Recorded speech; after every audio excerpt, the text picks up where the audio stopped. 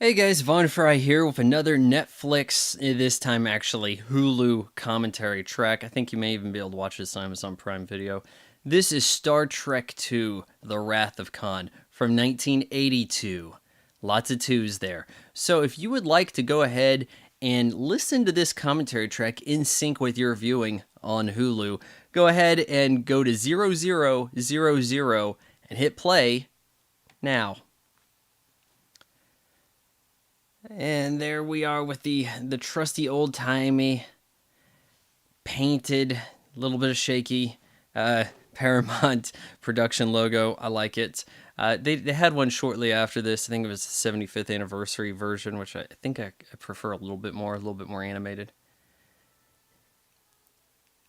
Oh, look at this. We actually get to see stars in our Star Trek movie. Almost a blended uh, impersonation there, Jeff Goldblum as Captain Kirk in a way. I do really like the music in this one. It's totally different than the motion picture sound. Just a lot of people would say this is the best Star Trek movie. It's a near tie between 2 and 4 in my eyes. I might actually give the edge on 4.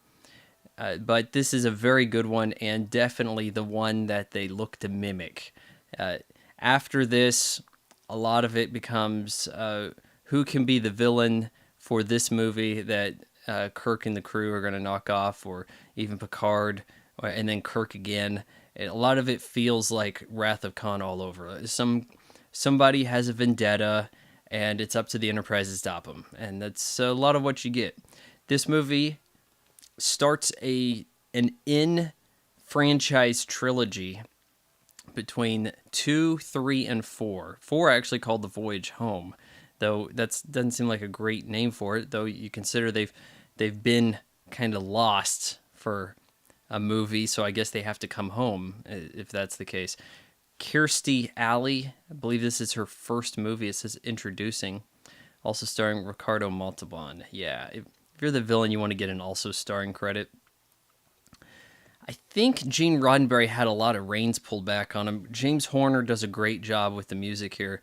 The music in the Star Trek movies changes hands pretty frequently. It's hard for somebody to get 2 movies in a row as the music guy. I associate a lot of the songs with this, and I really like the end credit songs, everything. Uh, this is a movie that plays a bit of an emotional roller coaster. There's not a ton of humor, but you do have a little bit of fun at the start, and things get pretty serious. And then you get a sad ending at a time when it wasn't assumed everybody could come back from the grave in movies. Directed by Nicholas Meyer, I believe this is his first feature film. After this, he would make, was it The Day After? The made for TV movie starring Steve Guttenberg. Yeah. Shot it in Lawrence, Kansas on my campus at the University of Kansas. Okay, so we have a situation here. We have a ship, and Spock is the captain. Totally new uniforms. We're getting the first look at what will be the uniforms for the remainder of the original cast's movies. And we're kind of like, huh? Who's this gal? She's in charge? Oh, they're calling her captain? Oh, okay. Ah, yes, we have some CGI graphics up there. This is the cheapest to produce Star Trek movie yet made and will ever be made. You can bet on that. They recycled a lot from the motion picture, and there are some shots where the pearlescent paint job Aztec on that original model is not viewed. Well, actually, it comes in. Those scenes will have the pearlescent finish, and we have a new model. I believe this is made by ILM. Without that, because it was time consuming to shoot. This is the Kobayashi Maru scenario. Ah, yes. I think this is only brought up in this film and Star Trek 2009. It might be brought up in TNG, but I don't believe this is a thing in the original series, but rather the original film cast series. So, oh yeah, look at them whiz bang effects. This film will take credit erroneously for being the first movie to have realistic CGI effects. I don't believe that this is accurate because here's a film where it's presenting a computer model of what the Genesis effect can do to a planet. Oh, I think those shots might be from the motion picture, those Klingon vessels. They're looking at a computer simulation, so it shouldn't be representative of, oh well, look, it's supposed to be passing for real. So I think that's a bit in error. I would say the first movie to implement what is considered in film realism in CGI would be what is it called? Young Sherlock Holmes or The Adventures of Young Sherlock Holmes? I think it's just Young Sherlock Holmes, a movie that written by Christopher Columbus, who'd go on to direct Harry Potter films, seemingly to keep him hushed because it's such a ripoff. Harry Potter really stole from. Now look at that. We have a deceased crew here. Particularly, we got that shot of Spock, and it's like, okay, abandoned ship. I failed. Yes, the super dramatic opening of the door. Oh, it looks so good. This doesn't look remotely related to the motion picture, does it? We actually started off with some sense of excitement, too. Kirk got his hero entrance, Admiral Kirk.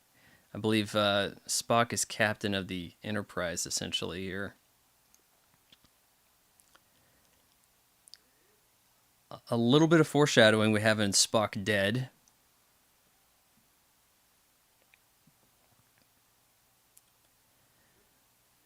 Oh, come on, do you really need the book?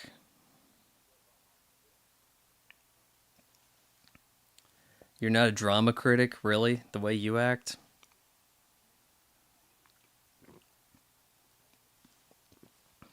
You could go into this having never seen the 79 film. Miss not a beat. Kirk's been admiral for a bit now. He'll end up demoted at the journey home, well, the voyage home, by the end of that film. Kirstie Alley, she was not on Cheers at the time of this. She did this. She did, I think, a movie called Blind Date and Runaway in '84.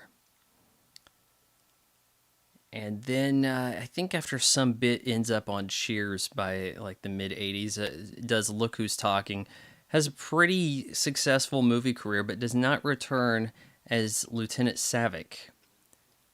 So for the next two movies, she is not Savick, and yeah, it's a little jarring because we have somebody really playing the part quite differently and looking quite different also.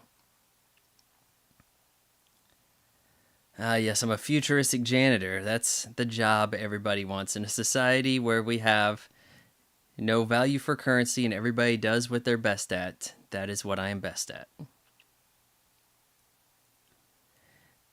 Look at the way how they keep this tight. We don't get a great shot of transporters coming in, a look at futuristic San Francisco.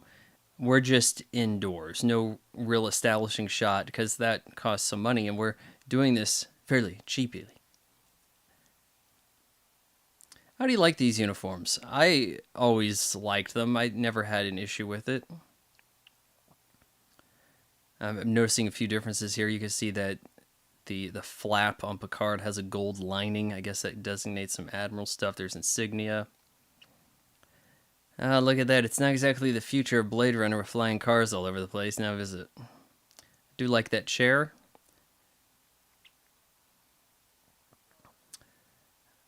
For some reason, McCoy has this like swinging vibe with his wardrobe. He shows up in the first movie looking like he's got a leisure suit.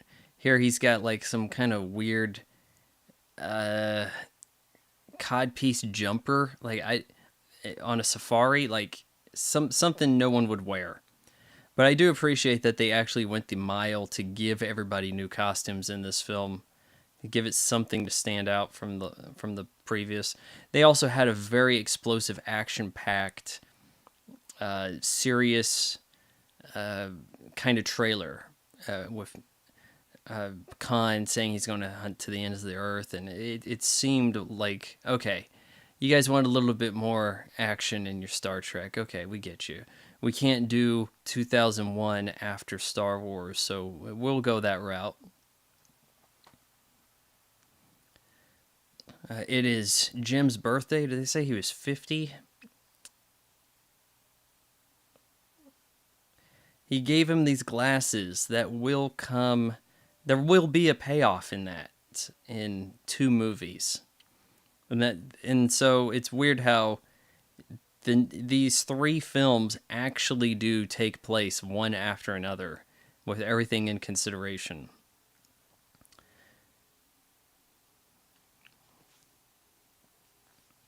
Maybe that's part of the problem is once you had a good one like 4, and then you stop that idea of the films really locking together, and 5 can take place at any time for the way it plays. Maybe that's part of why people dislike 5 so much. You're hiding from yourself, Admiral.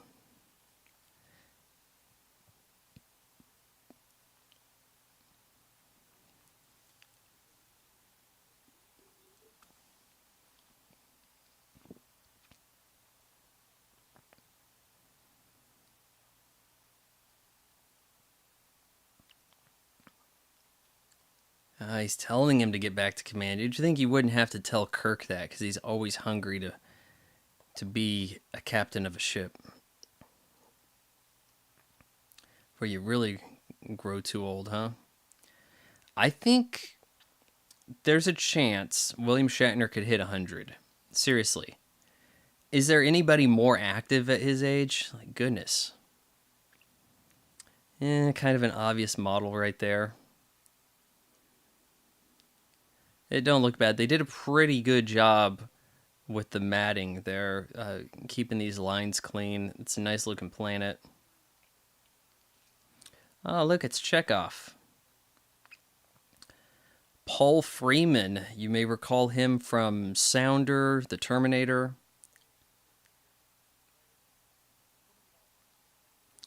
I think by the time this movie's made, he has an Academy Award nomination and just gets buried down the cast list.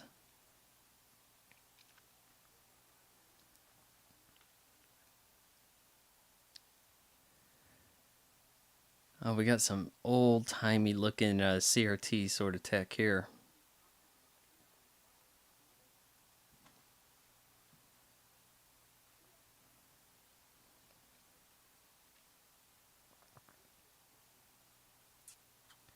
Something we can transplant. See what you say. What are they doing? Oh, look, it's an inverted version of the previous space station we saw in the last movie. They just flip it upside down. You're not supposed to recognize it. This is Dr. Marcus, and I don't immediately recall, though I do need. Oh man, it would be tough to communicate on that. Round screen, blurry. Come on, give us something better in the future. I don't immediately recall if she appeared in the original series, but they certainly act like there is a history. You could see that this tracking shot, they're dulling out, but they've, they're lit out of focus. The follow focus wasn't really doing its job there. All right, so this is her son. I think he died of AIDS shortly after the search for Spock, like not long after it.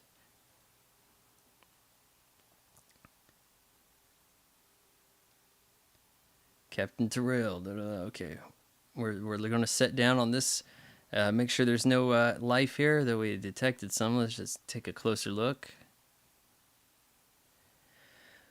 These spacesuits, are they the same from the motion picture? I do mention in my motion picture commentary that the engineer suit would return for this.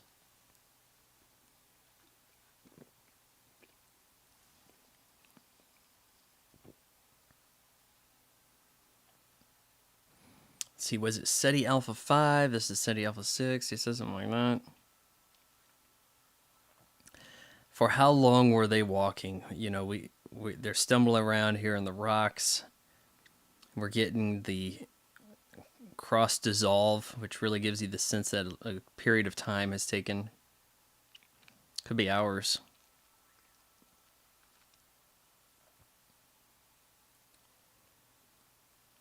Now, people grind all over Discovery and Picard for throwing out previously established things, retconning. We actually do get some retconning here, as Pavel Chekhov here is extremely put off by this ship being the Botany Bay.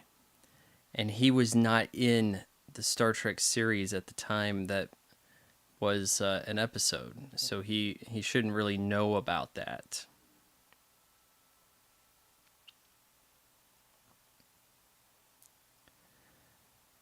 Okay, let's see. Where'd they go? I don't know what we're looking at right there. They have steel pods hanging on the wall, whatever those are. What is that, the toilet? Because you can't be going in that dirt. Blowing around at you. You know, they say about peeing in the wind. Okay, checkers. Oh, hey, what's that? Cheap hand puppet effect right here, but effective enough.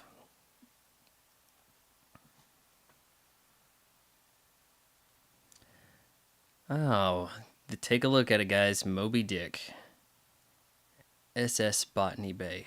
Botany Bay. Why is that ringing? Oh, no. Botany Bay. They could have gotten any number of different personnel from the Enterprise to have done this scene instead of Chekhov, but it gives Chekhov something to do in the films. Here and 4, really the most action Chekhov gets. Uh-oh, they're waiting for us, like the Sand People. Reliant, that's the name of the ship, yep. Man, I miss the way planets used to look in 70s and 80s sci-fi. I really do.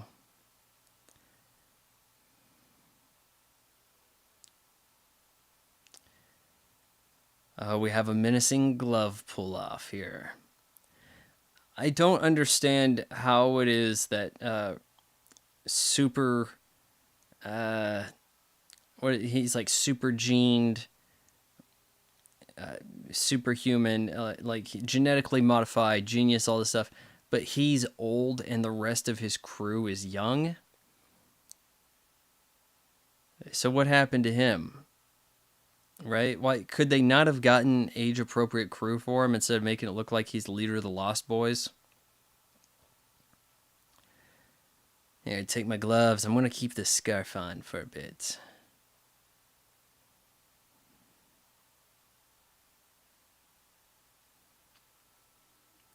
I don't know you, but you, I never forget a face. Yeah, well, you've never seen him, so where's all your retconning trouble now, truckers, huh?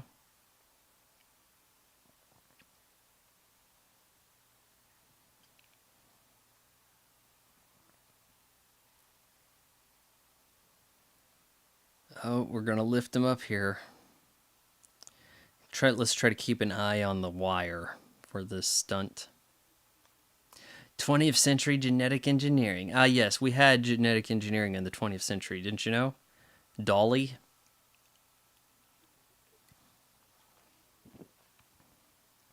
I like that glove, man. He's got like this metal glove thing. Yeah. Goes about this really high on the dramatics, and we get a lot of that out of future Star Trek villains as well. In six, the guy with the Klingon with the eye patch, he has to go on and on about Shakespeare. Is it Chang? Admiral Chang? I think it's Admiral Chang. Yeah.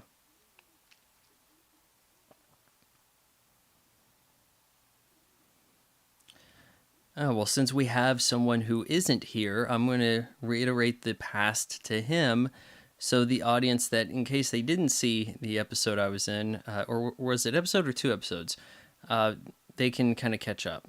I think it was one episode. Space Seed, right? Oh, he's an admiral now. Now I've been put on this prison planet, and he gets to be an admiral. Oh, I am going to teach him. 70 of us into exile on this barren sand heap. I think the case was a nearby planet exploded, sent this one off axis, and now they've got it mixed up, and now it's they were never checked in on, abandoned, left here to die.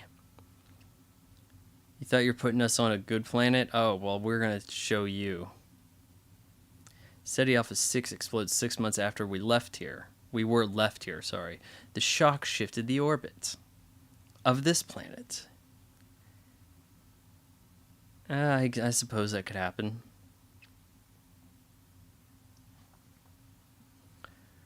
Oh, well, you left on such friendly terms. Why would he check in on you? Genetically engineered intellect that allowed us to survive. He doesn't do a lot of things that seem hyper smart. I suppose you're going to have to actually be a genius to write a genius. Now, one of the things about Nicholas Meyer, right? Hold on. There's two directors, I think, with like the same name here. This isn't the guy that made The Graduate, but he wrote a novel and then was kind of offered to do this in a way. He talked his way into it. Not a big fan of Star Trek, but had the right people around him to try to make something that could appeal to the Star Trek fans, but lift it up to motion picture expectations.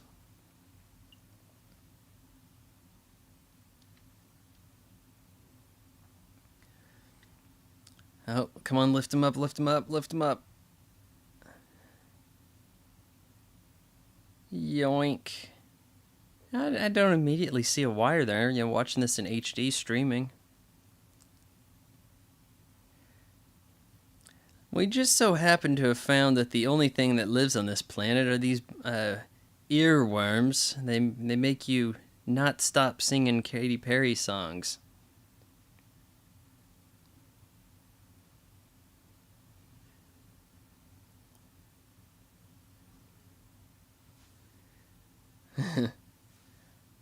I don't know if it looks that menacing right now, really, for the way the music. Oh, this is a mighty clean looking movie, isn't it? I mean, great transfer over here on Hulu.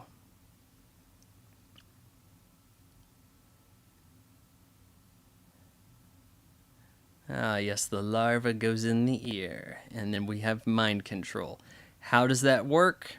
I don't know. It eats a specific part of the brain that makes you susceptible to follow specific persons. So, like, once you're planted as like a sleeper cell, how come you don't just adhere to the orders of the captain of the Enterprise or something? Like, I don't know.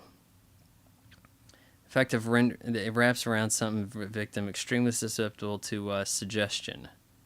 You're going to try it out. We're going to get an extreme close-up that's actually done with, just it's a makeup effect, a giant ear, a giant worm you can put in. And that's the way they did a lot of things with extreme close-ups where they had a makeup application. It's really just a giant thing. When you look at the Terminator's eye going out at the end of T2, it's a giant Terminator eye, not a close-up of a skeleton's eye.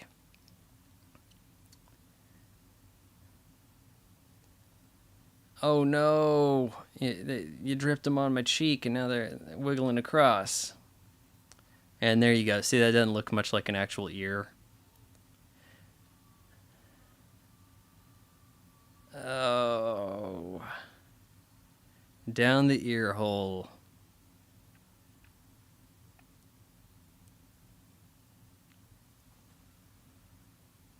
It is called an ear hole, right? Or is it just an ear?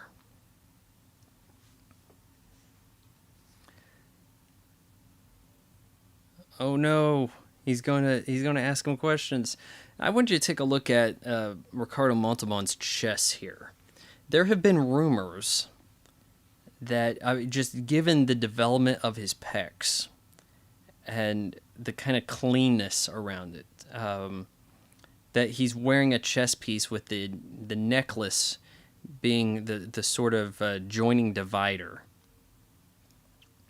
I think this is a motion picture shot that we're looking at as they're getting aboard the Enterprise. It just so happens to be back in space dock. So anyhow, there are rumors that he wears a prosthetic chest. He claims to his dying breath that that was not the case. That it's actual working out. Now, I had a guest at my film festival, Stephen Lang, the villain from Colonel Quaritch, right? Or is it Major? It was Colonel, right? Quaritch from Avatar. People asked if he had CGI enhanced muscles in that film, and he said during the Q&A that nope, it was all hard work, 100%. And he was busting his ass to get in shape to play the role of Cable in Deadpool 2, and instead that went to Josh Brolin, who played his 85th comic book character. And here we see those engineer uniforms with that kind of protective collar in a way. Anyone ever cosplay as the engineer? Oh, this guy's doomed right here. Peter Preston, come on, you're gonna pull a random guy out of line and start talking to him. That's a sacrificial lamb right there. You even got that red collar on for the red shirt.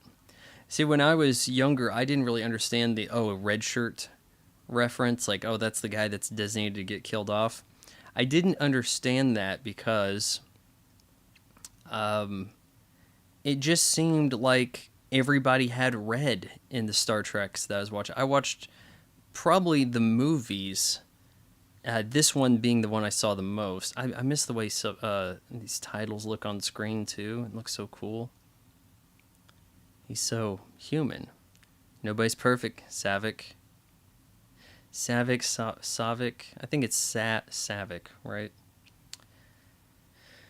It's kind of hard to hear pronunciation when you're watching in low volume to avoid issues with Paramount. It's a clean console you got there.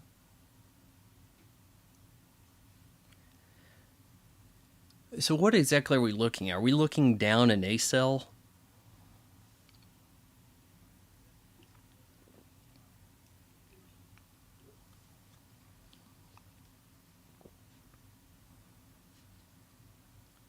Yes, I want to use this elevator super cool like. That doesn't look remotely up to code.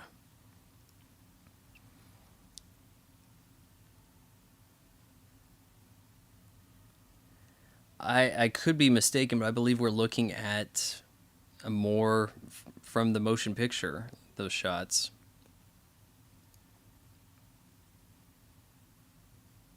Yes, back aboard. You essentially now are taking control from Spock, really for the hell of it this time. Like, last movie, it was, hey, there's a urgent thing going on. The Enterprise is the only ship within range, and I'm going to see to it that it gets there. Out of my way, Decker.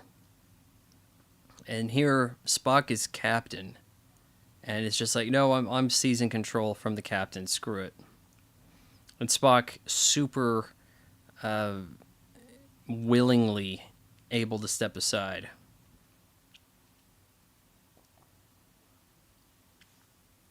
I never understood the Mr. Savick stuff. How did he was Mr. Spock, Mr. Savick? I thought, oh, is that a Vulcan thing? Like the Vulcans are replied to as Misters.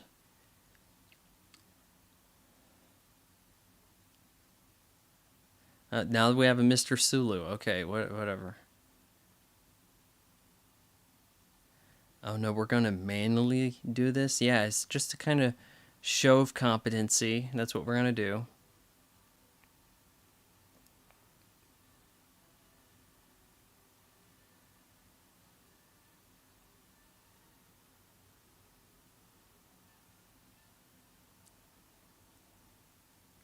Honestly, the music is a little bit more exciting. We're getting out of space dock 5 times faster than we did in the previous movie. Yeah, this guy's gonna do his little backflip, isn't he? Yeah, these are shots from the motion picture. I know he's just waving this time. I think in the longer, there is a guy that does like a backflip send off for them in the motion picture. It was the same shot, but you just have it going a little longer.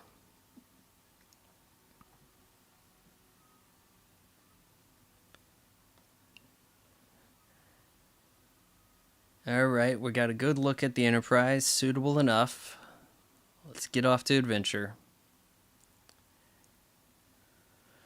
None of this warp drive got us into wormhole nonsense either. Captain's discretion.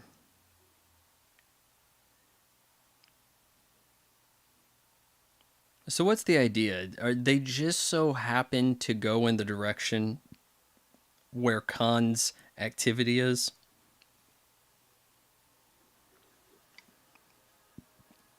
Because they're not up to anything urgent right now. And there's our inverted space station. Or research facility.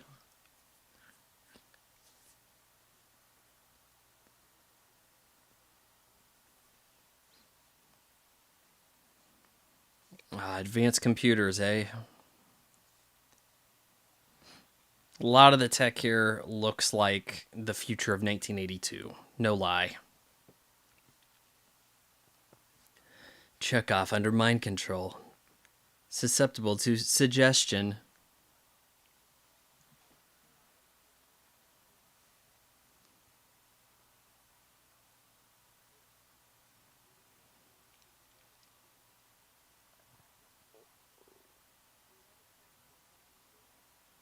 You weren't expecting us in 3 months. Oh, well, we found a suitable planet. We've come to get your stuff. It's time to test our toy. Almost like the ultimate test of our Death Star station. This see what the true power of this battle station is. Whatever he says, Grand Moff. Never met another Moff to know what a Grand Moff is.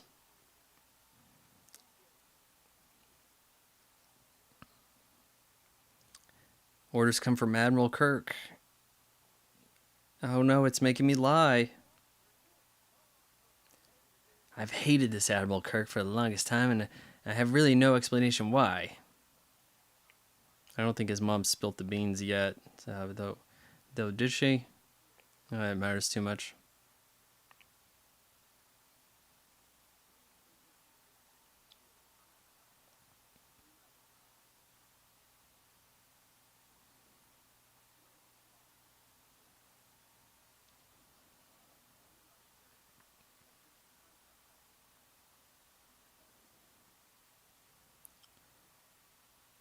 I see. I'm going with not a chess piece. I'm going with actual chess. He hit the bench press, man. He got the gains. Ah, yes, some alone time with Kirstie Alley. Wow. Got that, I don't know what, pajama gi?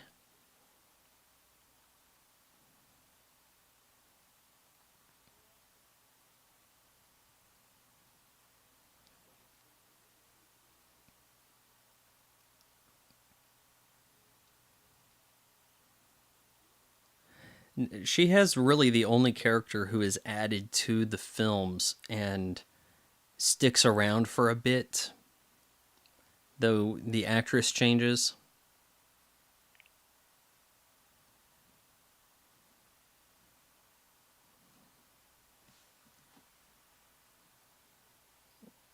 Humor, difficult concept. Yeah, okay. She's full Vulcan. We got it. Trouble is, everybody's idea of a Vulcan stems from Spock, who is half human. I had noticed. Ah, you're supposed to be into all the ladies.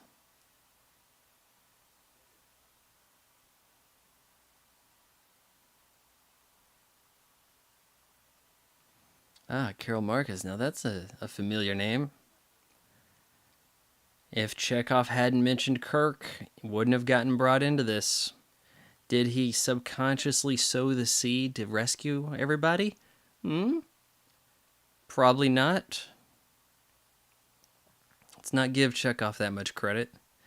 Oh, of course, the subspace communication, not all that it is in TNG or Discovery for that matter, where everybody would appear as holograms at will.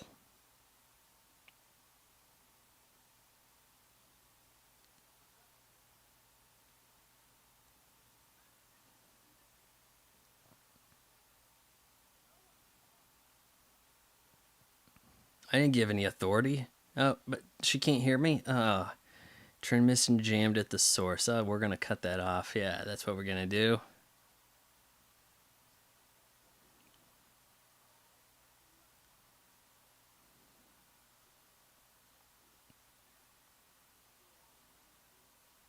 A mistake, you say? Oh, all these people who are not talking. You're going to get a bad end. It's amazing how people are able to stand around in movies. You have the extra, the people who stand about and don't talk. In reality, would these people stand here and not say much or anything at all?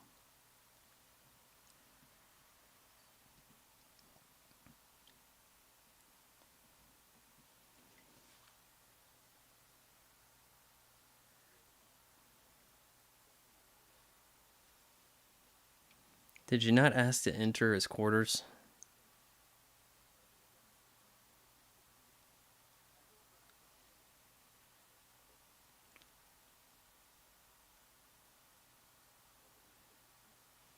Oh, now we're the only ship in the quadrant.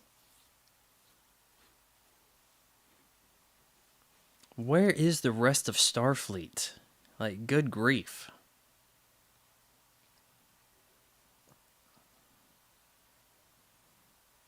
So, quadrant implies there's 4 regions, and this is the only ship in the quadrant.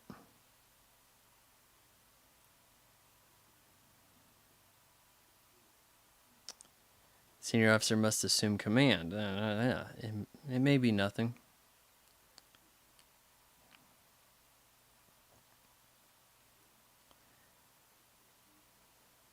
You can be the captain. No, no, no, you be the captain.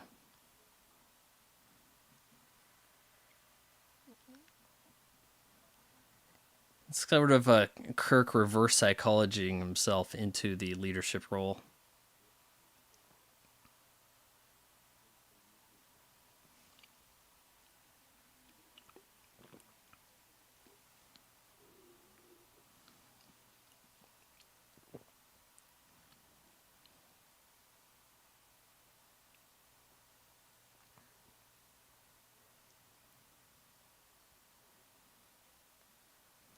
Needs of the many outweigh the needs of the few. We will be, or the one.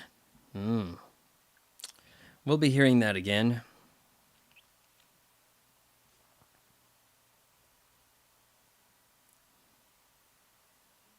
I have been and always shall be yours. Okay, there you go. Sowing the seeds.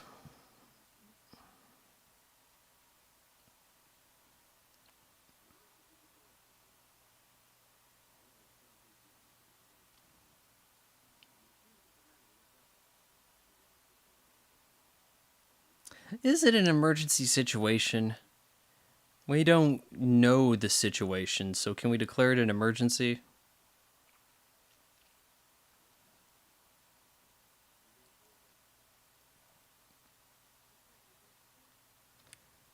Prepare for warp. Okay.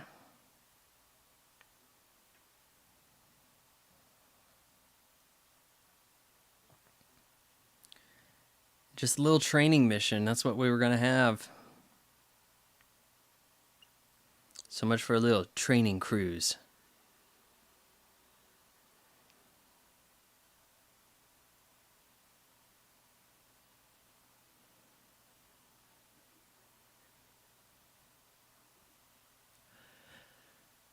We have control of the ship, and I have the captain's seat.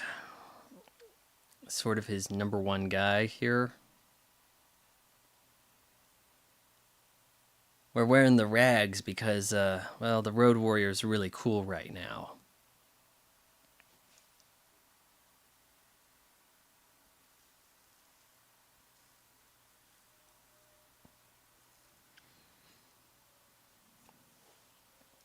You proved your superior intellect. Really? Oh, here we go. We're quoting the Moby Dick. He tasked me, and I shall have him. I'll chase him around, and then sort of paraphrases in some Star Trek appropriate jargon.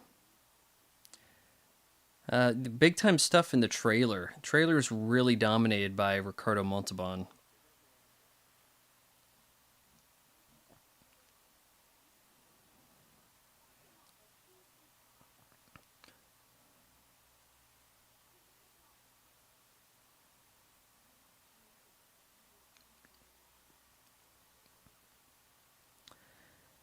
No longer jammed. Yeah, because everybody's dead. Except the people most vital to the plot. Or unwilling to respond. Ah,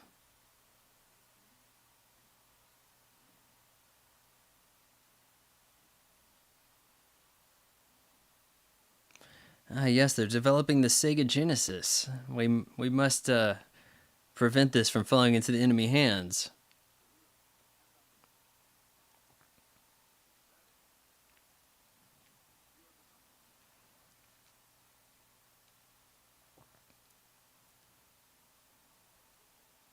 I feel like the ship got a thorough new look about it. It's certainly more shadow, and we will retain the lesser lighting in for the remainder of these films, really.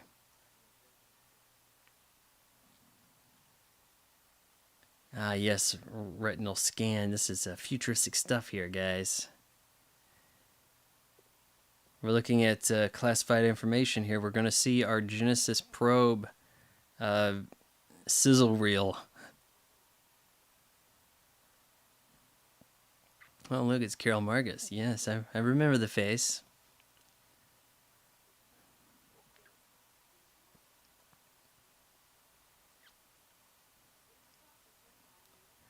So we shoot the Genesis probe to a a planet incapable of life, and boom, instant life, or very quickly, anyways.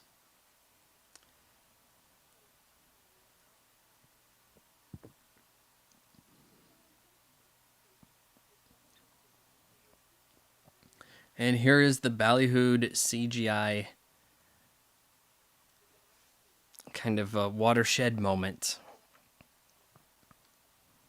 Now, look, you're in a theater, you're watching this, you're thinking, oh, that's pretty cool. But the point is, they haven't actually done this to a planet. This is their demonstration video.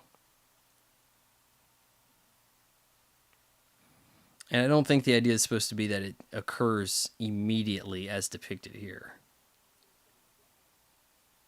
See, it's like, by the time you sweep across, so it's almost like in one day you get plants.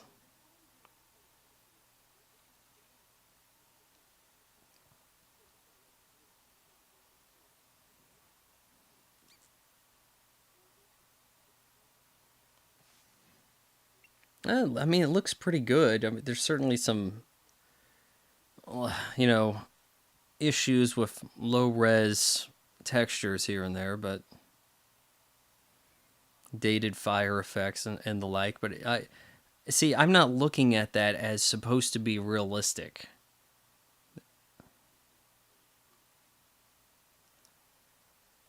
That's what CGI was in much of the 80s. It was for credit sequence. In Golgo 13, you see in the credits, there's a helicopter thing. It looks so out of place compared to the rest of the anime. There's CGI owl at the beginning of Labyrinth for credits. It's not supposed to be realistic. You're not supposed to think that's a real owl, I don't suppose.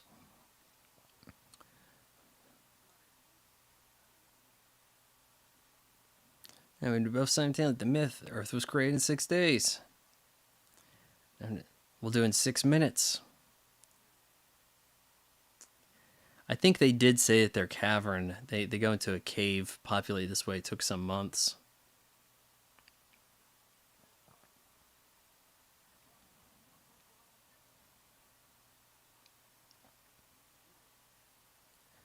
Green-blooded inhuman. Are these things that could get by as a bit... how do I avoid the YouTube censorship this week when they're automatically banning people with no review process because of the situation that has everybody staying home? Because you don't want to use the R word, you know.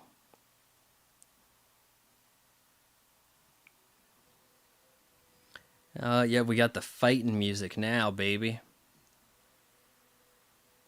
Down. A little reminiscent of what will be used by Horner in Aliens.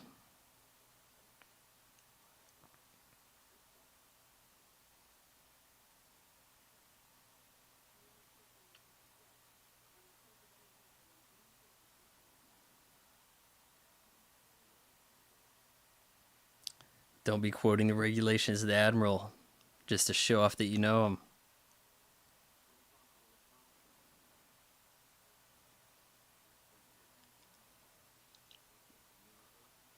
Oh, we'll pretend the comm system doesn't work.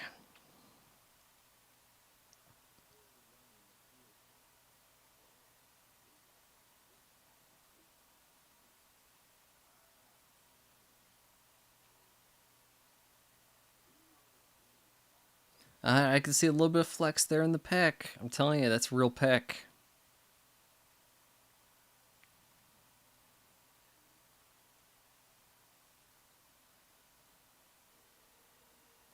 Yeah, you know, why would you have shields up? And we have a situation, they're just not responding, and that's that, right?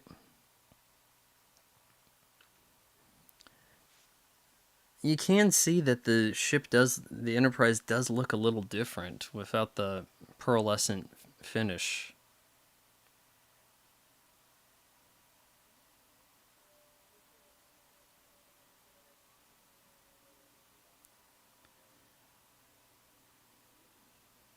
Ah, they're lying. Something ain't right.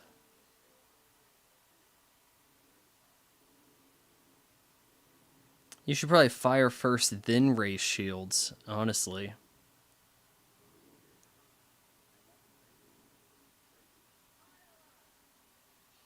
Oh, you gonna get your shields up in time? Doesn't look like it.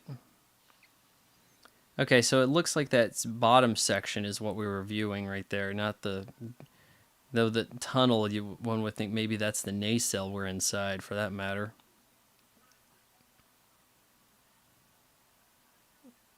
Oh no!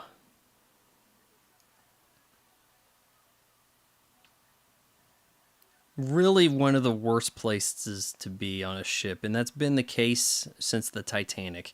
Never be in the engine room, guys. Everyone grab your tube for breathing, I guess.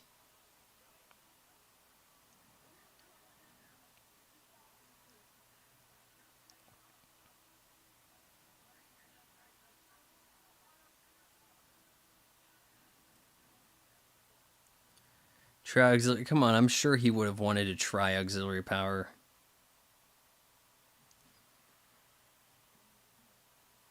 They knew exactly where to hit us.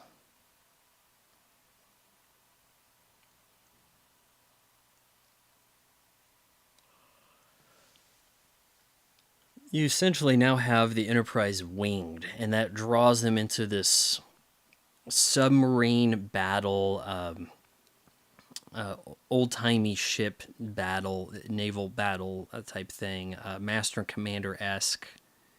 I mean, that sure that's you know 21 years after this, but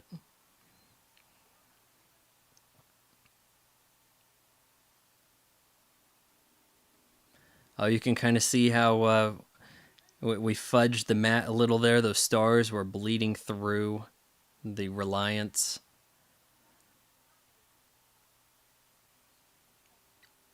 Terms of our surrender. Oh, on screen.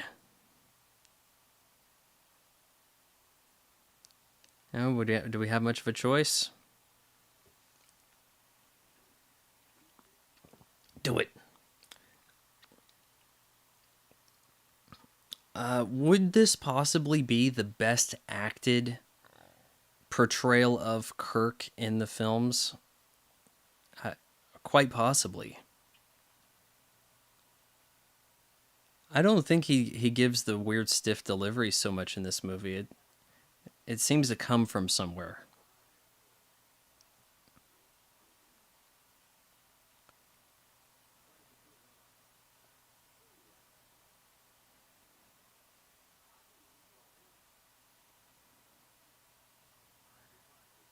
It just so happened to get the Enterprise that just so happens to have Kirk aboard. I use my superior intellect to get this revenge scheme going.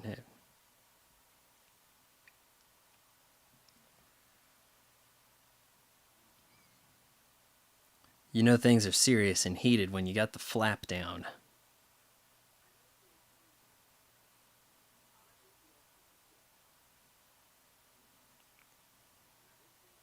Man, the costuming in this movie is so awesome. Like even look at that odd collar. I don't think you could possibly fasten up Ricardo Montalban's jacket. Like that's what his closed jacket looks like, chest exposed.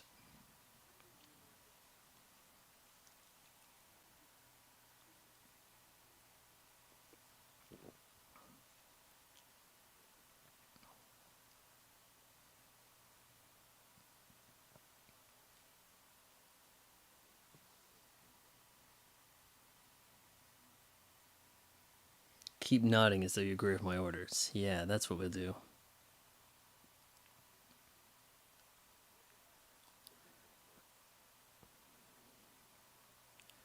Okay, so I think their plan here, they try to use the prefix code to shut them down remotely. Almost something like you'd get out of your cars nowadays, remote lock. Or even, what, your Ring, your Simply Safe, those look at your front door from your phone type things.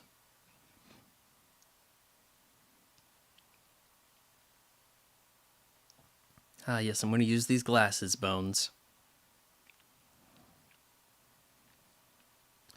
Just a minute.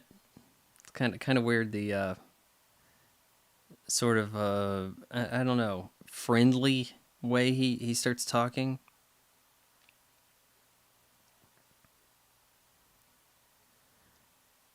to prevent them from doing what we're attempting.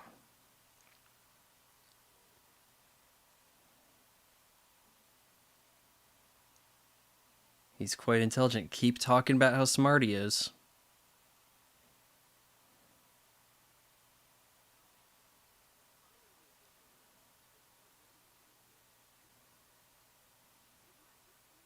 You just have no alternative. That's the way to think.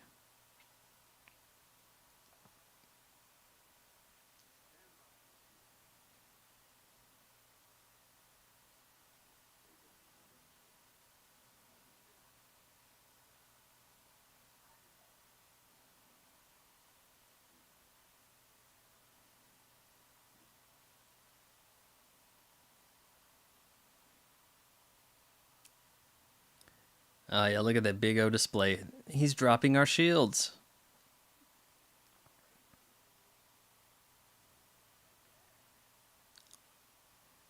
A little weird that Khan would be wearing like a Starfleet insignia necklace, isn't it?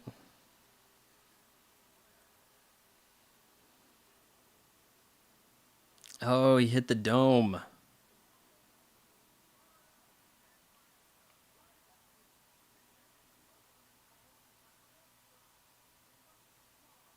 Surely this I've seen this guy in another movie, this dude here.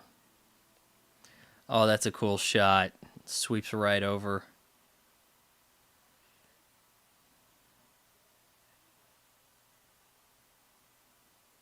Don't worry, they can't go anywhere either. We'll come back around and get them.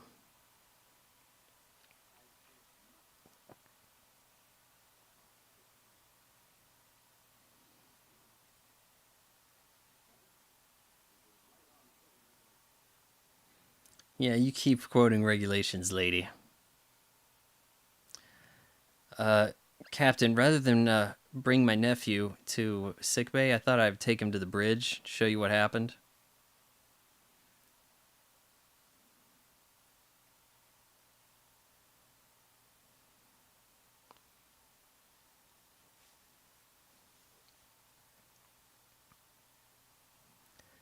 Ah, yes, get your foil blankets, guys.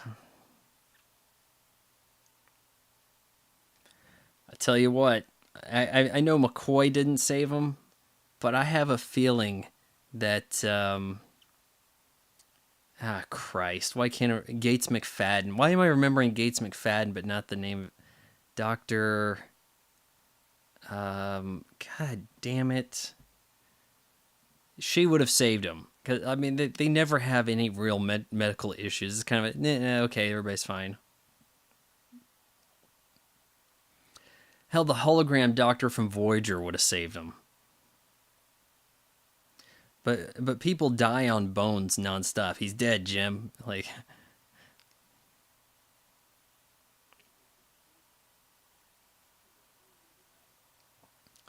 stayed as post while the trainees ran. That's why we have such a young crew, man. Severe age gap between crew members.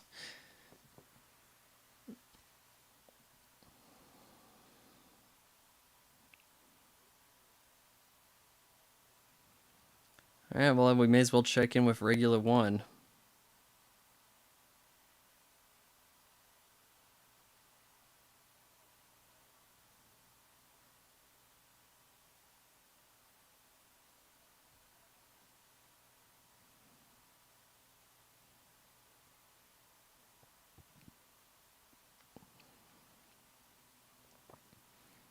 Oh, you can see those lights going through the Enterprise here, too.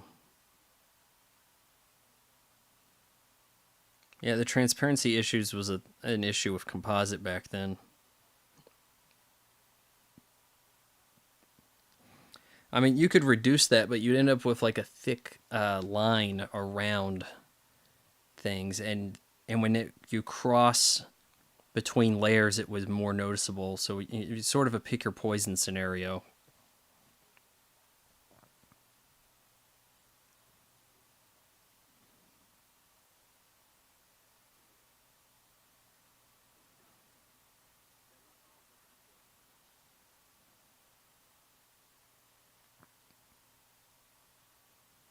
Well, I guess we got to go down there, and as per kind of the way Kirk does stuff, it's not really the regulation. It's Captain goes on the away mission for the hell of it.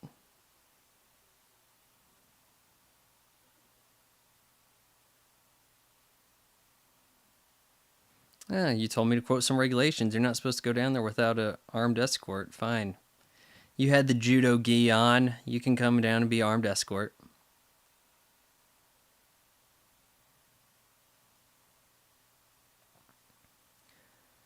A little odd not having Spock go down there with Bones and Kirk. I mean, yeah, sure, entirely logical, but yeah, let's get our awesome coats on. You guys ever cosplay with those jackets? I mean, you look like you could climb Everest in that.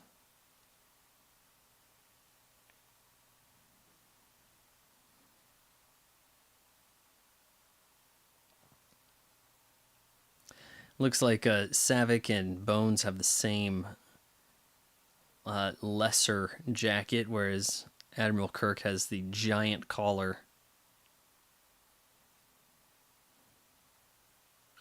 Were you expecting it to be cold?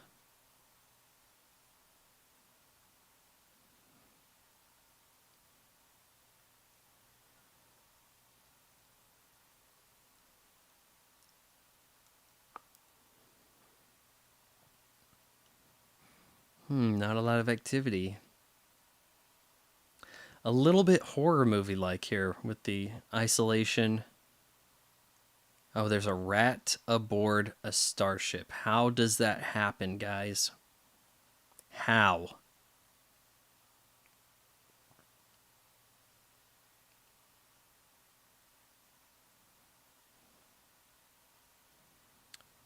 Is this a little bit alien-like right here? A little turn around, little jump. Yep.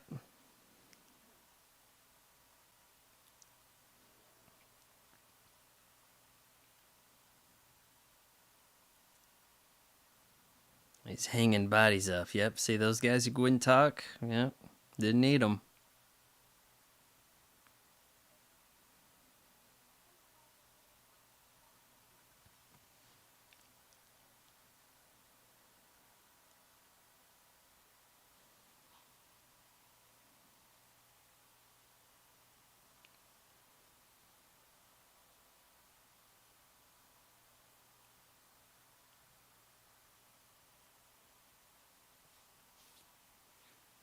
Looks like a futuristic vending machine.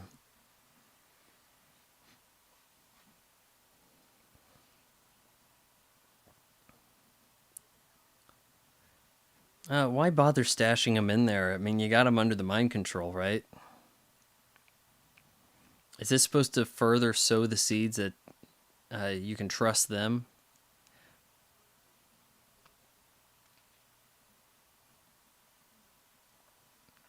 He put creatures in our bodies. Okay, so he's spilling the beans to control our minds.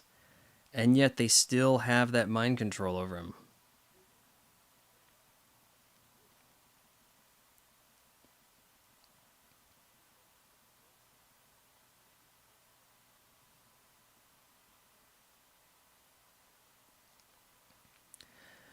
Kind of makes you wonder who did the killing of the crew.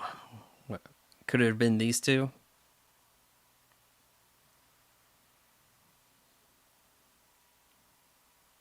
He tortured those people. I mean, come on, you're under your mind control. You're going to say he did it, right? He slit their throats.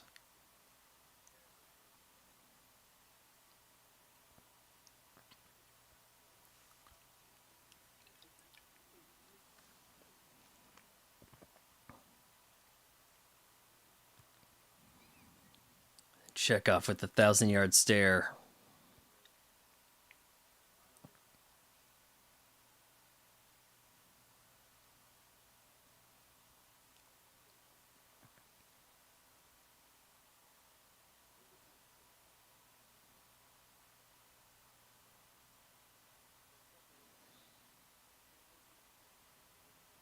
Most of us trying to wring out information from him. Yep. But Marcus escaped below to the surface of this planet. What are they doing down there?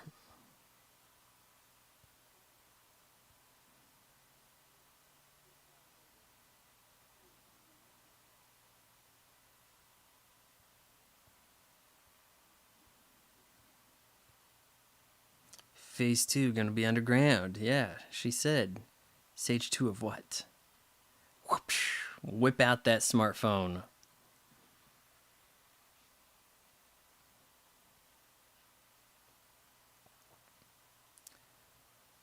We can't go by the book. It's gonna take too long.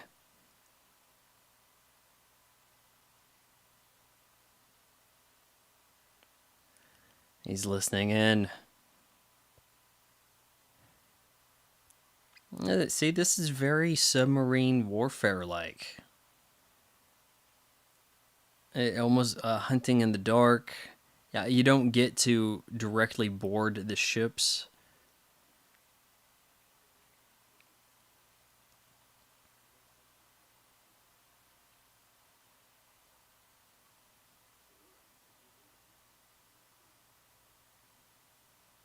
Kirk out. Yeah, that means don't argue with me.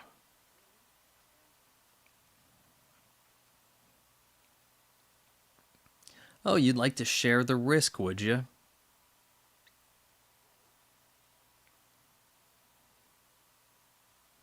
Yeah, where they went, into the planet core.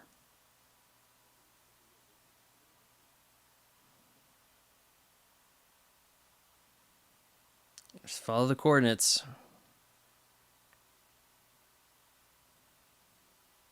Can you do the beaming without somebody staying behind at the console?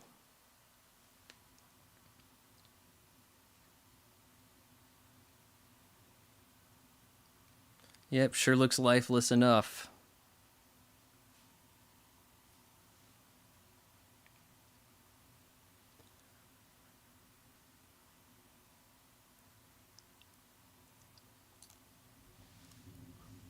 Oh, but you guys, you built a pretty nice cavern. I'll give you that. So that's the Genesis probe. Always a probe in these movies. There's a probe coming to Earth. There's the Genesis probe, right? Voyager's probe, for that matter. Who's this guy think he is with the knife, huh?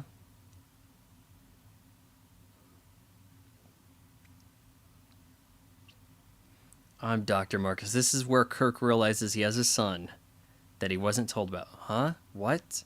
Huh? Well, I guess your age lines up with the last time we hooked up.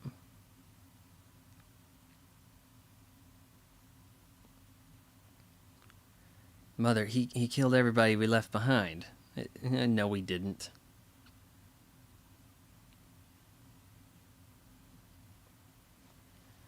Uh-oh, the mind control is real. You you took us to Genesis. It's gonna fall into the hands of Nintendo now.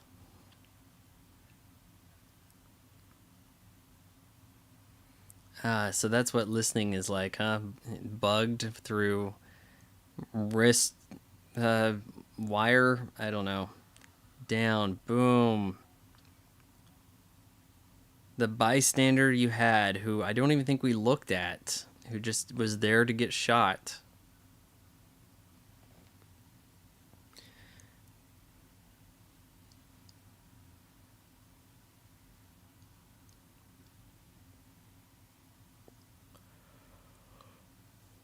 Give it up to Captain Terrell here. I mean, come on, he resists the order, shoots himself in the process here.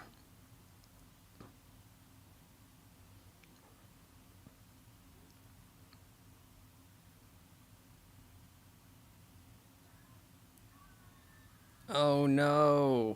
What's triggering the madness? Was it taking off the wire from the wrist? You can see how he's got the bit of the green spill around him, a bit of that spill, knowing that there was going to be a chroma key effect in there.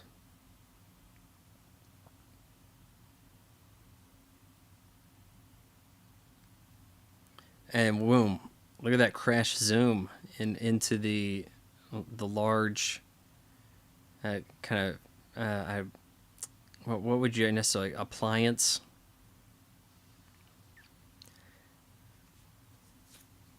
We also just saw here what phasers do to people in Star Trek now. It is a uh, dissolve. It's not. Oh, okay. So it does get a little wishy washy. I believe this is a PG movie, but yeah, PG. Considerable amount of blood, right? And people getting straight up deleted. Is it because it's not a violent, bloody death? I mean, it looks pretty violent, painful to me. There was a scream of agony, yet somehow we get past the censorship because PG-13 isn't a thing. Sorry, not censorship, but past the board for that matter. I'm out of Dr. Pepper now. Dang it.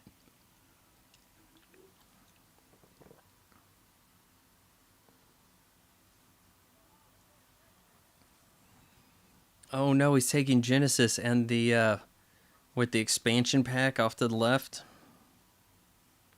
He's going to build his own tower of power. What are we going to do?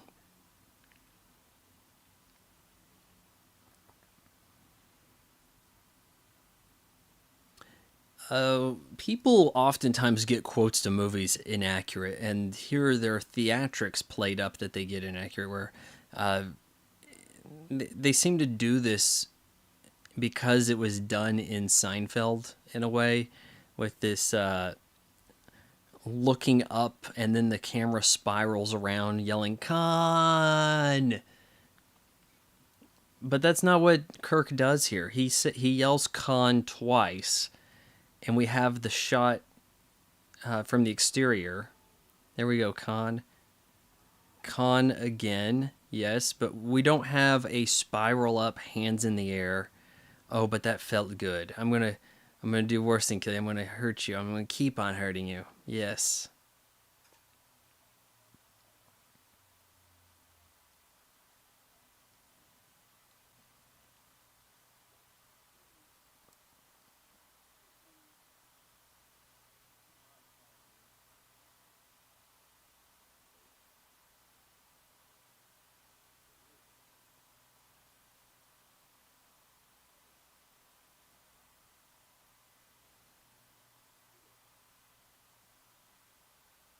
Who is he? That's a long story. We appear to have plenty of time. Yes, we do. So under my big jacket, I have my super cool captain vest type thing. Not entirely dissimilar to what we saw in Star Trek Generations. Though I would say that this is a muted red. It's not nearly as vibrant as what he had aboard the ship.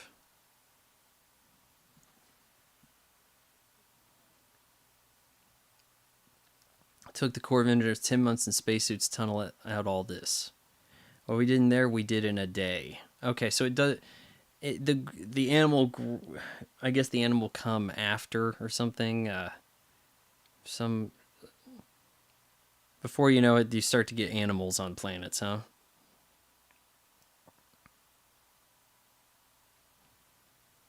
I think she walks us through it. Go show them. And she says something like, "Can I cook or can't I?" Like as if to suggest I would have been a good wife.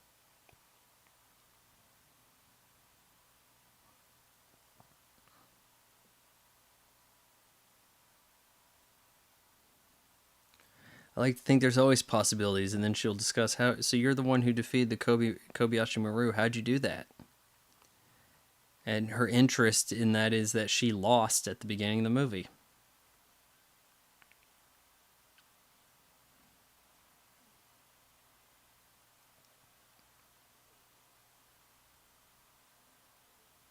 Why didn't you tell me about David?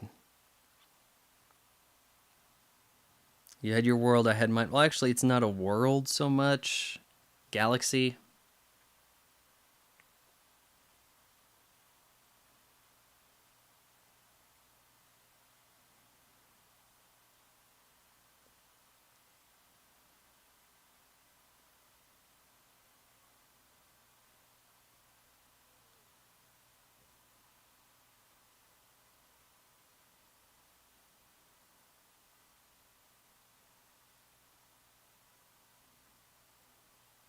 There's a man out there I haven't seen in 15 years who's trying to kill me. And he doesn't say that like it's David. There's a guy. You show me a son. I'd be happy to help. My son.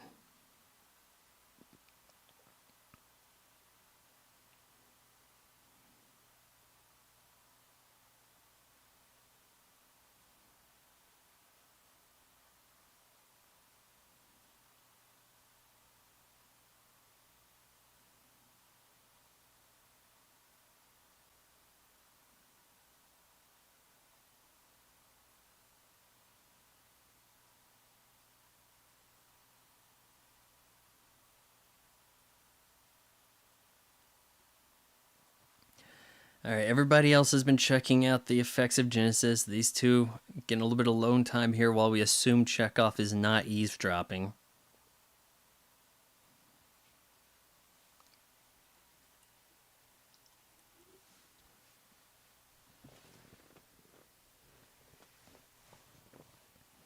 Impulse restored. Excellent. We have a leg up on the Enterprise.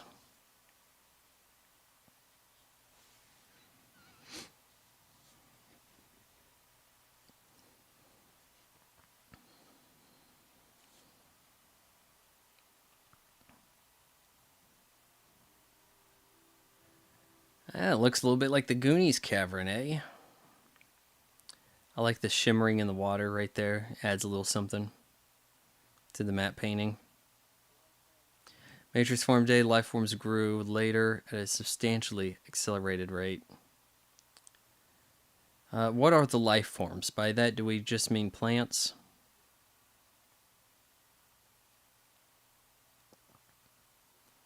Can I cook or can't I? I thought maybe we'd see some birds fly by. Maybe my imagination. Misremembering. Mandela effect, whatever you want to say.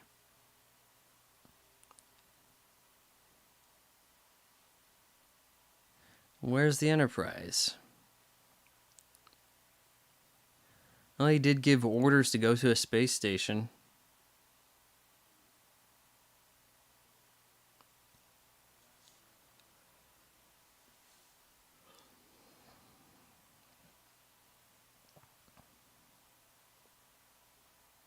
Lieutenant, you're looking at the only Starfleet cadet who ever beat the no-win scenario. Right there. That's the way you want your wingman to introduce you to babes. He cheated. I changed the conditions of the test. Got a commendation for original thinking. I don't like to lose. It's like some Stewie Griffin type dialogue, eh? Kirk the Spock. Whoopsh. Oh, you joke that he's got a flip phone that's bulkier than your iPhone 11. But look at the amazing reception he gets.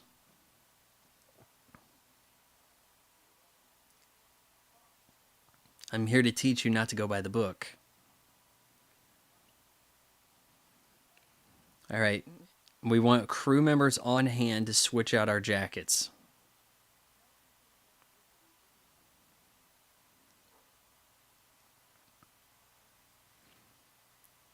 I didn't lie. I exaggerated.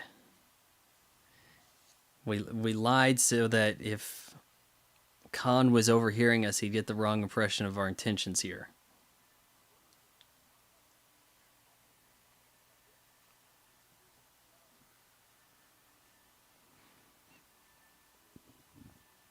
All right, it is time to battle it out, guys.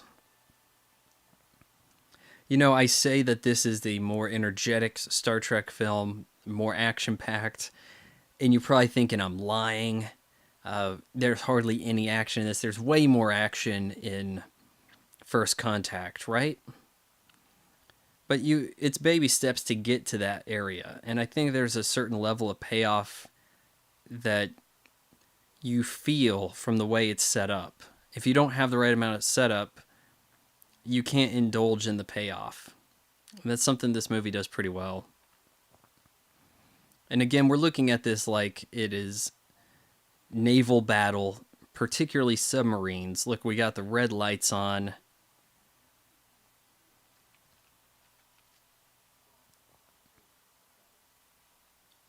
Sauce for the goose, Pacific. The odds will be even.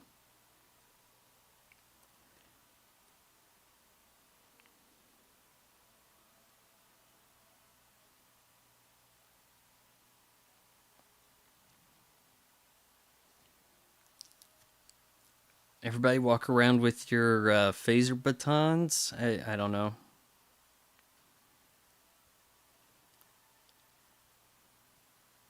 You really have to go through this kind of effort to get the torpedoes going. Like that's kind of weird, isn't it? Like it's not an automated channel.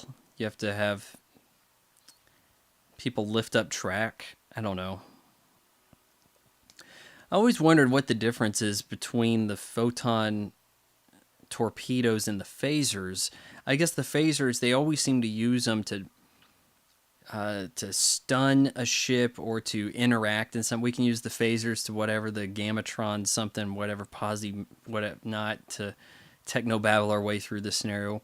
They don't use the torpedoes for anything but attack force. Okay, so we're going to head into the nebula, increasing the kind of blindness factor. It's almost like we have to listen for our enemy. Run silent, run deep.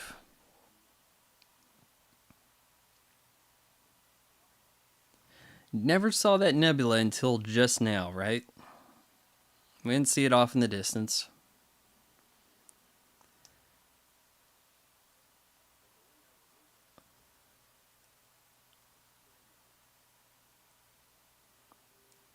Explain it to them. Fire.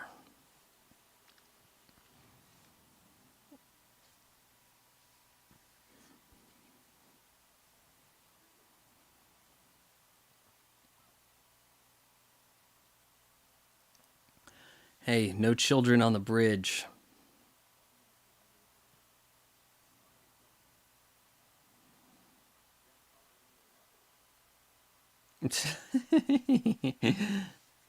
No, we can't fire them into the nebula. Our shields would be useless. I didn't say we're not going to not follow him. You do what you're told. Forget about the shields. We're smarter than him. So the nebula renders the shields useless, eh?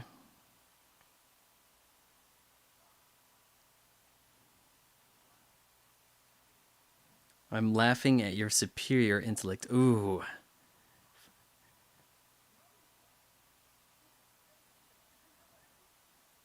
You can have what you have, Genesis. You can have whatever you want, and he wants revenge.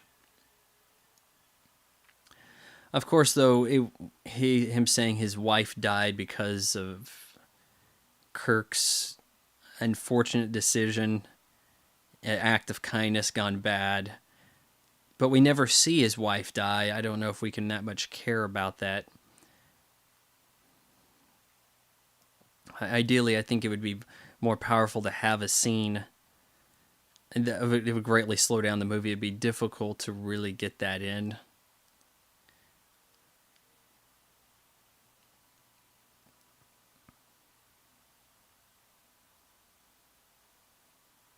I mean, all that would have to be before the training scenario at the beginning, you know?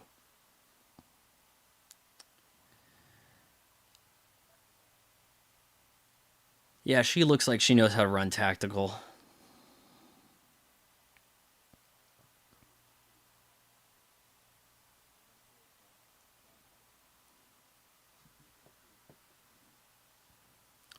As I feared, sir. Come on, this guy should be the captain.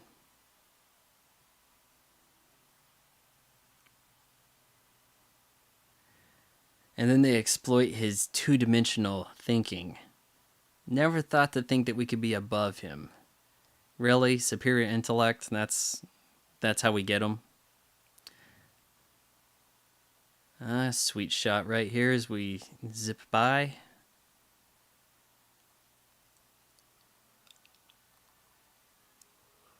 Very hard to tell if we're inside the nebula or not. It always looks like they're in front of the nebula.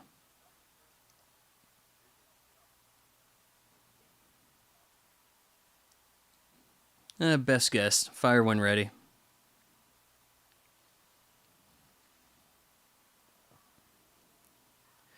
Does Sulu control the phasers and the direction of the ship?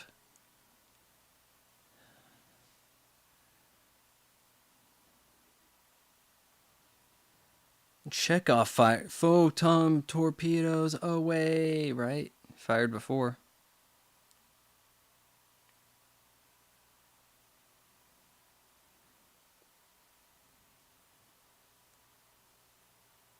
Oh, now we got him dead on.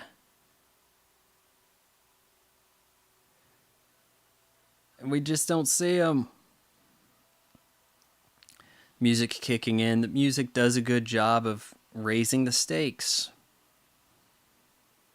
Oh, damn. That looked pretty dangerous. They would not do that on a set today. It would be All CGI. CGI fire, CGI people. We can't be bothered to hire stunt doubles.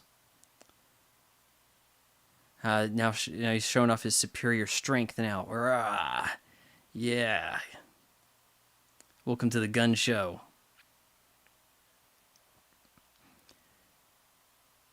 Damage, Mr. Spock. The radiation. Joaquin. I'm going to have to look this guy up. Pretty much everybody's gone. Yep, we always have to talk about him being superior. To the dying breath. Now that is a loyal dude right there. I shall avenge you. Okay, got it.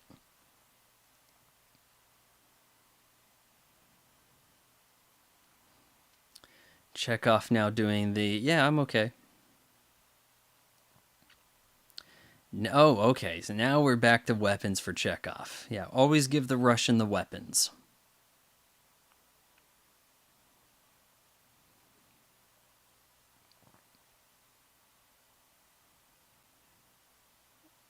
He's gone in too far.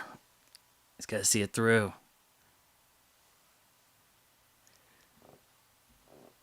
His intellect, he's intelligent but not experienced. His pattern indicates two-dimensional thinking. What chance does a genetically modified by humans of the 20th century dude stand against Spock in intellect? I mean, okay, you could say Albert Einstein's smart. Could he command a like a starship, like of any kind? Could he work an iPhone? Could he tweet? These are things that would take some getting used to.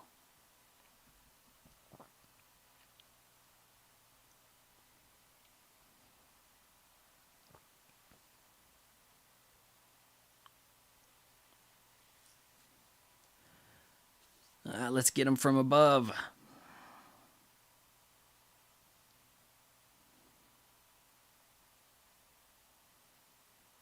Where is he? I only look left and right.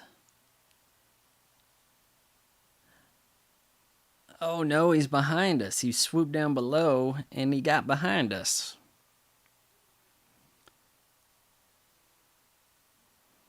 Kind of feel like you should always have a torpedo ready. Cool looking shot. 1982, strong year for visual effects, guys. Blade Runner, E.T., Star Trek 2. Didn't even have a Star Wars in there. Bammo. Nacelle gone. Well, he had quite a few crew people left around, just not necessarily on the bridge. I kind of thought we killed everybody on the bridge by now, but whatever.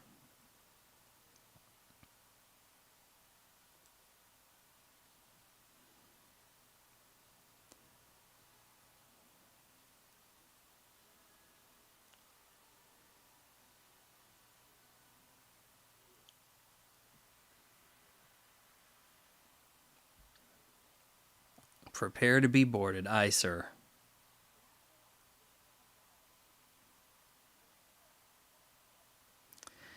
I think we're past the stage of offering surrender.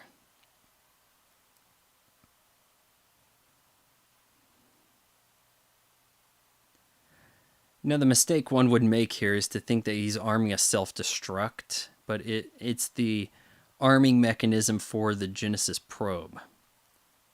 See, he read the manual.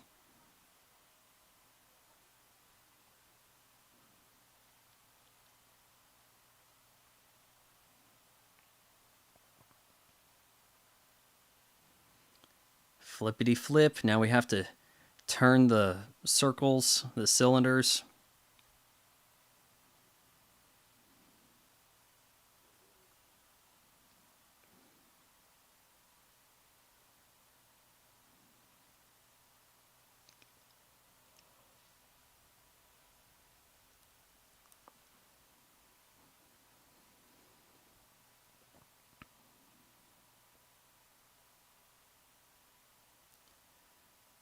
Oh, it's firing up.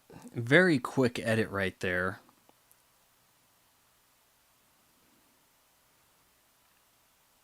Editing back in the day was much more methodical.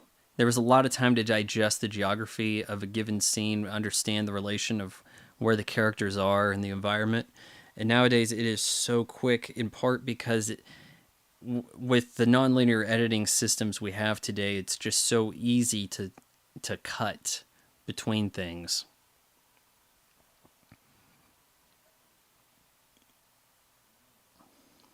Then you add to the fact that they stop shooting on film. They do stuff digitally. They have so much more coverage to provide to cut between. It's the Genesis wave. Build up to detonation.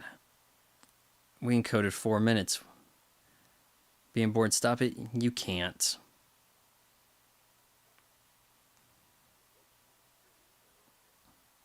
Uh-oh, Spock hears his call. Warp speed in 3 minutes. We're all dead. Scotty not responding. There's a radiation problem. Something I must do. No time to explain.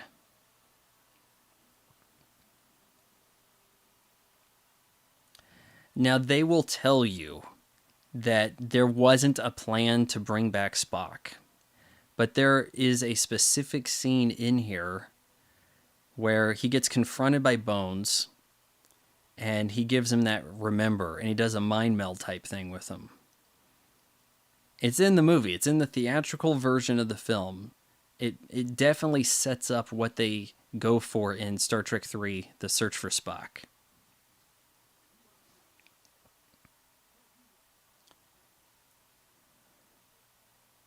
So fond of observing I'm not human.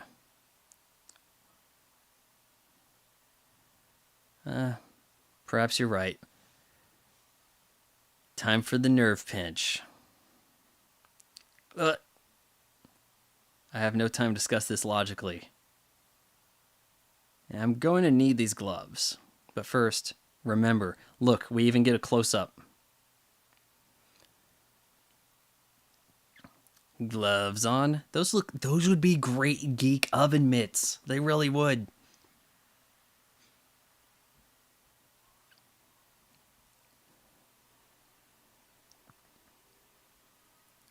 We gotta distance ourselves, guys.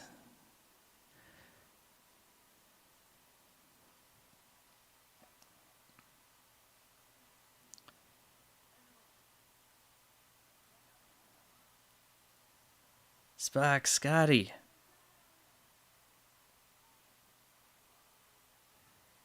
Lift. We know the Vulcans are strong. And that we assume all Vulcans are strong. Yeah, I'm not really sure what's going on in this room exactly, but surely there's some Star Trek geek out there who has one of these little rooms recreated in his house.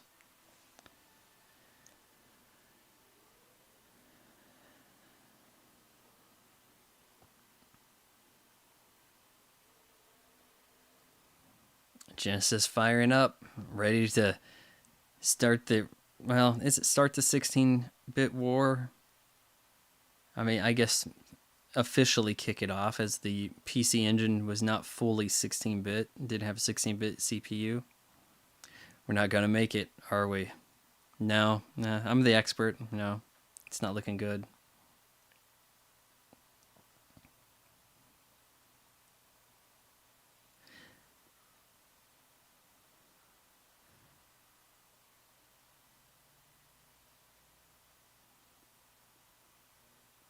Here we go with more Moby Dick, guys.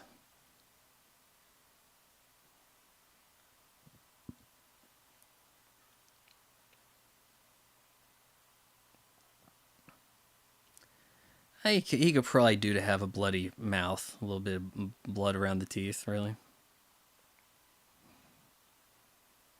All right, I switched something out, and things are nominal now, and we're ready to go. I'm gonna give credit to Scotty. No, nice explosion. Yeah, that's pretty sweet. You want that high frame rate explosion so that you can slow it down effectively. It give a bigger feel to it. It seems to be. Does it like collect the nebula into a planet? I don't think that's sort of what it appears to happen, but I think from what they say, the Genesis effect happened to Regula where they were with the cavern.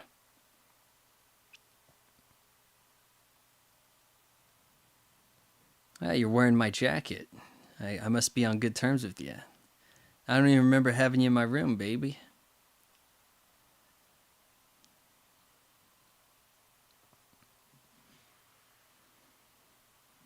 Jim, I think you come down here, Bones. Sees the empty Spock chair. Things start to get pretty emotional here. Shatner starts to act his ass off. Okay, so it made a new planet. Is that what happened? That's what I'm kind of uncertain about. Not just terraform a dormant planet, but created a planet. No, you flood the whole compartment. He'll die, sir. He's dead already. Yeah. Oh boy. I'd like to be the guy down over at Shatner's crotch right there, holding on out of frame, not talking, not getting a credit. Just back of the head. That's like my role in Oscar winner Kevin Wilmot's The Only Good Indian. You see the back of my head for one frame.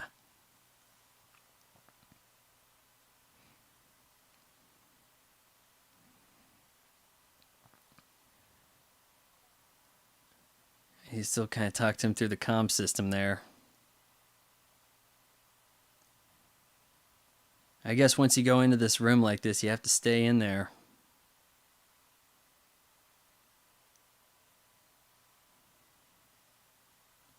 This is so much more powerful than the facsimile pantomimed version we got out of this in Star Trek Into Darkness, which we thought probably was the worst Star Trek could get. Oh, if we only knew.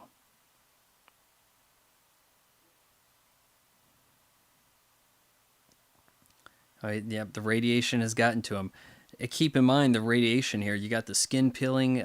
This director, next project, the day after, where you have people dying of radiation sickness from nuclear holocaust type. Oh shoot! Now I'm gonna get flagged. Nuclear problem in the Midwest.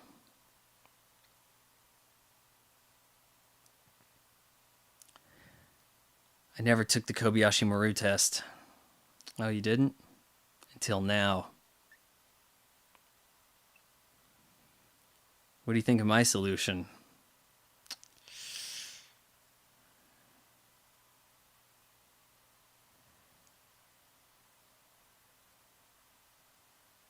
As he falls, he goes to the floor with him.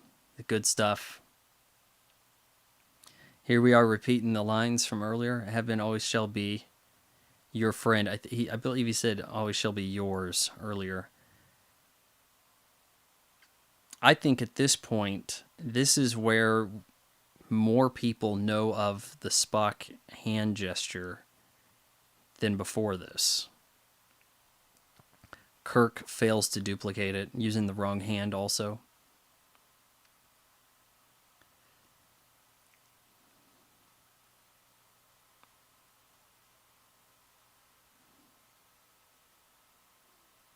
No.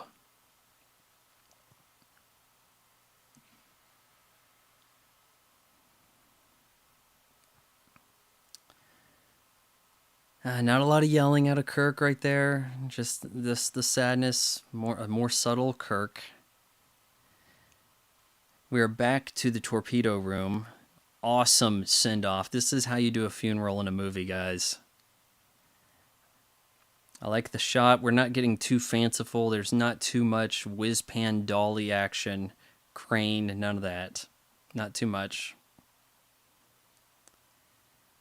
Shadow of a New Life, the sunrise of a new world. New world altogether, huh? And I think they just call it Genesis at that point, right?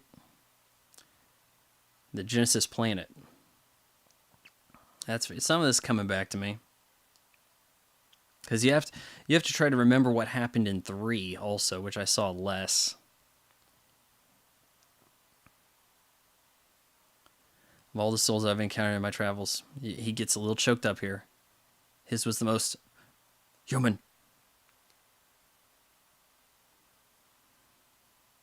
We got a little bit of tears in Savick. Yep. I guess she didn't get through the Kolinar, huh? Scotty on the bagpipes. A bit on the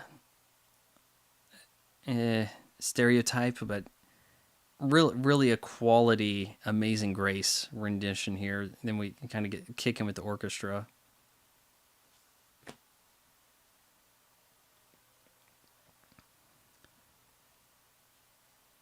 And she's looking, Dr. Marcus here, just looking on at Kirk. Of course, I don't think she's under the same regulations to hold the captain funeral the way the crew here does. Though this being the trainee crew, far fewer of them than we had in the motion picture, right?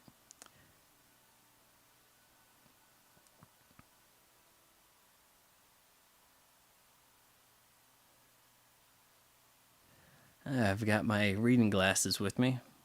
Getting older. Wait a minute. Broke. In all the excitement.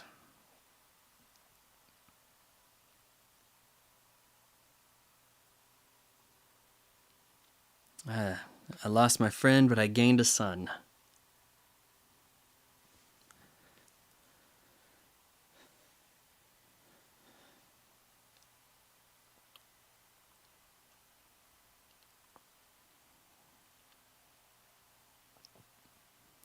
You never have faced death. Oh, well, you'll get your chance next movie, kiddo.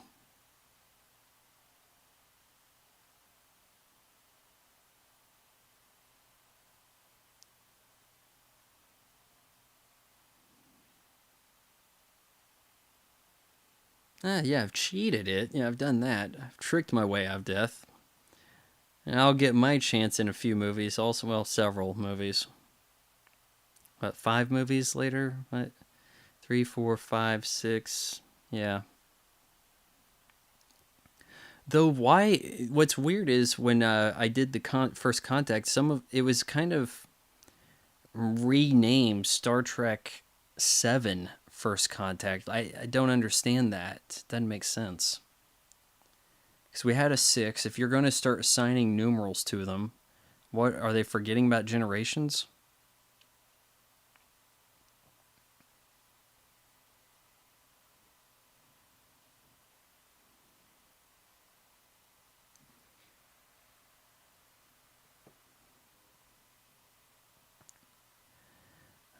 I'm proud.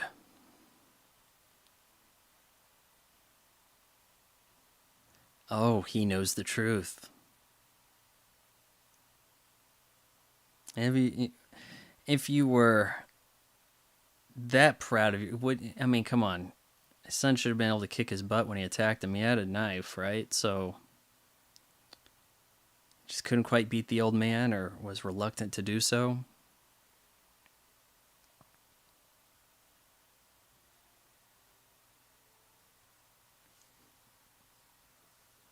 Captain's log, stardate 81 forward. I don't know what that means. There's ways to figure out the actual date. You do have to have a system like that in place because everybody's traveling. Days are different times.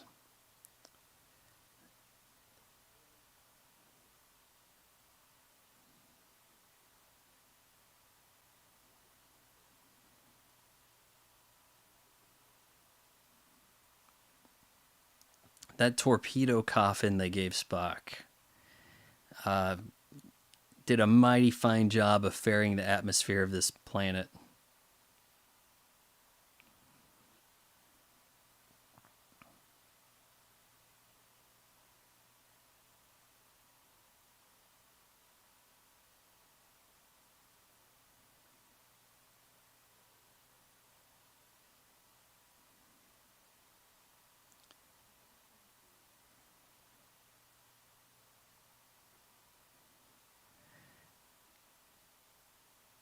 You okay, Jim?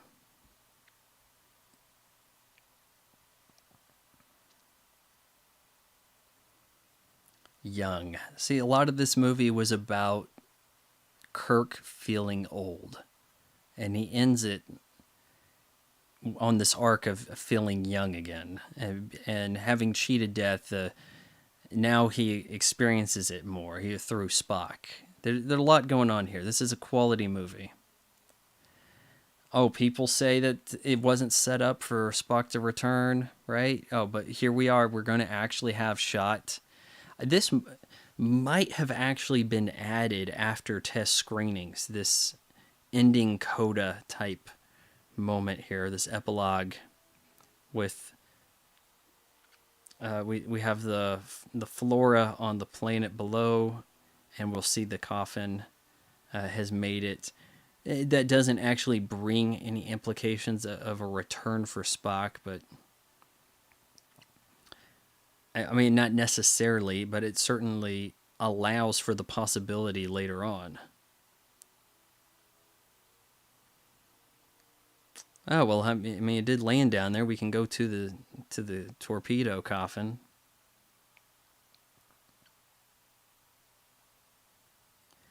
And then Spock talking, Space the Final Frontier.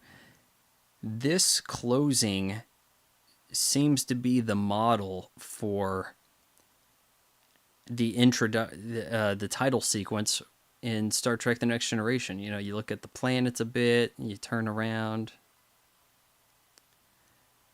And yeah, you can kind of tear up here too. I mean, like, you got a big sad send off in this.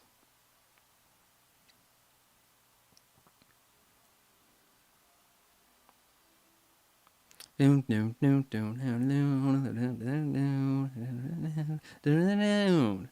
it's a good movie. I think you guys all like this one, right? Let me know in the comments below. What would you like me to talk about next? Not really sure, but I think we have a lot of time to be checking out commentaries. You know what I'm saying? So till next time, adios.